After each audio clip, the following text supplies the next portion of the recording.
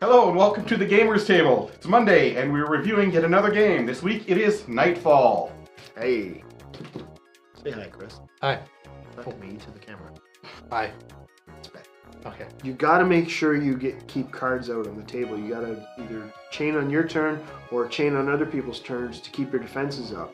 Each player has his own personal deck of cards that he uses during the game. Your deck begins with a dozen weak cards. You strengthen and improve your deck by claiming orders from your private archives, cards that you will select, and the commons. All players can claim cards from the commons, but only you have access to your private archives. Players take turns, with play always passing clockwise to the left. On your turn, your minions attack your opponents, then you may create a chain of orders from your hand. However, your opponents may add their own cards to your chain when you are done. The cards in the chain then resolve in the opposite order that they were played. Your minions and actions inflict wounds on your opponents. The player with the fewest wounds at the end of the game has proven he is the strongest and wins the game. It is unique in the deck building games because there are not just particular cards that are the most powerful that you're coveted the most to get into your deck. The wound cards have different titles on them. One's called Bite, the other's Bleed, and you have Burn. And Three different types. Yeah. Burn.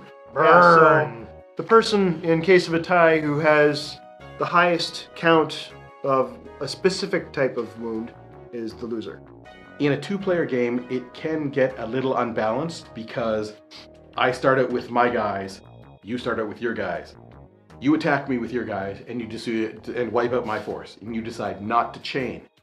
Now that means you don't get anything out in front, but neither do I. So now we're both wide open. I can't attack you when my attack phase comes up because I have no guys left. So I have to chain to get guys out. So I chain and get some guys out. They're all going to be defensive because my attack phase is already gone. You chain on my chain, you get some guys out, and now it's your turn. You attack my guys, wipe my guys out, do me some damage. You say I'm not going to chain. I have no guys, I can't attack you, I have to chain to get guys out to defend, you get more guys to attack, and so on and so forth. I must say though, the last game that we played was a 4-player game, us and our friend Sean. Hey Sean. Hey. Anyways, at the end of the game, Craig ended up winning because we lost track of how many wounds everybody had. They lost track. I knew how many wounds people had. Craig only had 4 wounds, but he only had a 9-card deck. So when he drew up his cards, all these wounds, so he draws some more cards up. So in my mind, well, Craig's drawing up his entire deck because he has that many wounds. It's because I only had 6 cards and 4 wounds in my hand.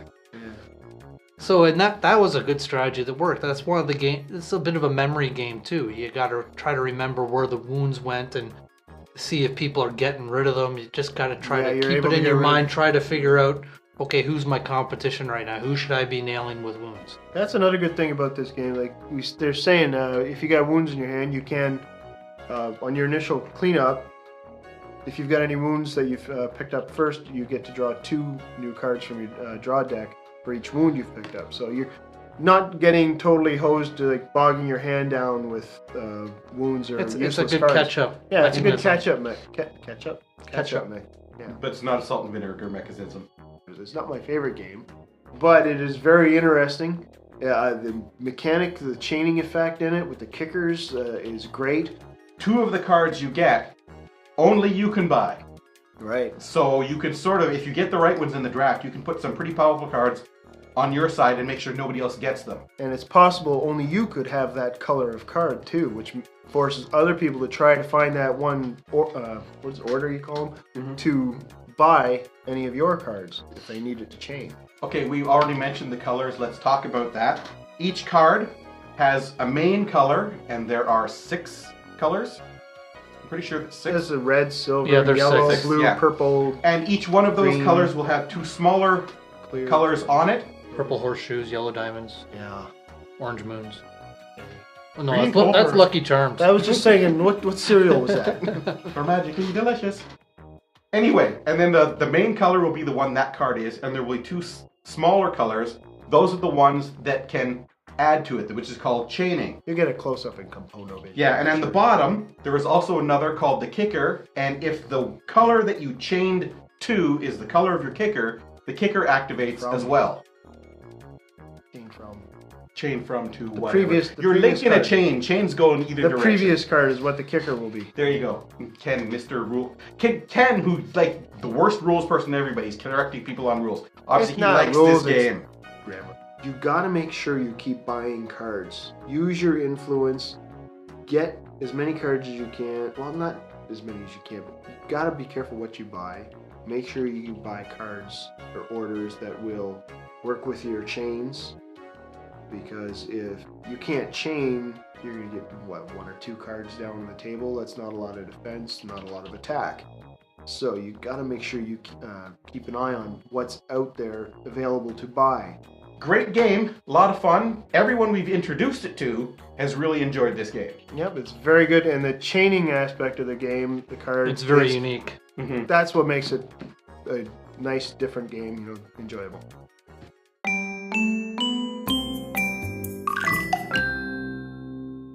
Okay, I'll read the first one from Wandering Mystic 103. Incidentally, since you guys take requests, and I forgot to post this in my prior comment, would you consider either of the following? 1, Hour of Glory. Heard great things about this game from Warmaker. I'd love to have your opinion on it. Or 2, more dungeon crawls like Runebound. I'm looking for a fun dungeon crawl game, but not one that could take as long to play or have as much setup, as Descent. Oh, Once yeah, again, Descent's a great long reviews one. and keep up the good work. Well, we definitely have access to a lot of dungeon crawl games. Yeah. Our friend Chad has quite a big collection of the dungeon crawling type No, yeah, of if you games. remember him from our HeroScape review. Yeah. Yeah, Hi, Chad. I could definitely see that. Hour of Glory, it's a war game It sounds like a style. war game, and I don't We're not know a if huge we're into war war game games. bunch. Well, I like war games. If we got a copy of it, we would certainly review it for you, but we don't have it I right can't now. see any of us going out and buying a war game just because war games tend to be a 2-player game, and that's it. And Well, And long. long 2-player games, and as you see, there's more than 2 of us here. Good review, guys. In response, I would not want you to do a detailed example of play. which game is I have no idea. it? That'd be kind of helpful. Okay. I didn't grab that part. Okay, well, whatever. Okay, it's all our reviews, because they're all good. Yeah. Yeah, okay. In response, well, except for number 3. I would not want you to do a detailed example of play. Those kind of things usually exist already. Your style of just sitting down and talking about what you think of the game is what I like. Well, My that's- birthday is Saturday. nice if you point. want to send me anything. Oh, we missed it. Oh, shoot. Because that was back in January. Uh, Oh well, maybe next year. yeah, we're still trying to get that copy of Cave Troll out to our friend there. Yeah. A week or so, and that should go out. Good. I hope Yeah. so.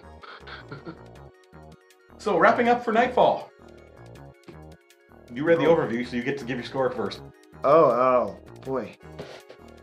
All right, well, Nightfall, I'm going to give a 7.5 for this game. Yeah, I like it a lot. It's not a perfect game, but it's a nice take on it. The chaining effect is very enjoyable. I'm still hum and hawing about the whole, having to chain, and otherwise you just get hosed with all the wounds. But wait, I'm trying to remember what the name there. I'll also give Nightfall a 7.5. My big thing is opposite of Chris. I think a 2-player game is really bad in this because the first guy that gets... Because he played me. No, I've played other people 2-player. The first player who gets a big stack of cards out and can attack dumps you with 8 or 9 wounds you can't do anything about. Now you're trying to recover, and you usually can't. That big first shot of wounds in a 2-player, because there's only 20 wounds, if he can hit you with 9 or 10, That's you almost probably half. lost. I would normally give a game like Nightfall a rating of an 8 or higher. But because of that aspect in the multiplayer where you can get really hammered just for no reason whatsoever other than people just want to be spiteful, I give it a 7.5. But it is a very unique deck building game which I enjoy. I just believe it should be played in either even teams or one-on-one. Brad also controls 3 minions. He assigns his Indigo 6 and his Alden Hickman to block Ivan Radinsky, and his Zachariah stands to block Volko. Janet has no minions in place, so the attack by Big Ghost is not blocked at all. Example, it's Scott's turn, and he has 3 minutes. Brad, Janet, Dr. Scott. Brad, Janet, Dr. Scott. I noticed, guys. So that's it for another episode of the Gamers I Table. don't think your train left the station. That's okay. Chris's train has no engineer. Oh boy. Yeah, we will see you next week with another review. See ya. Bye.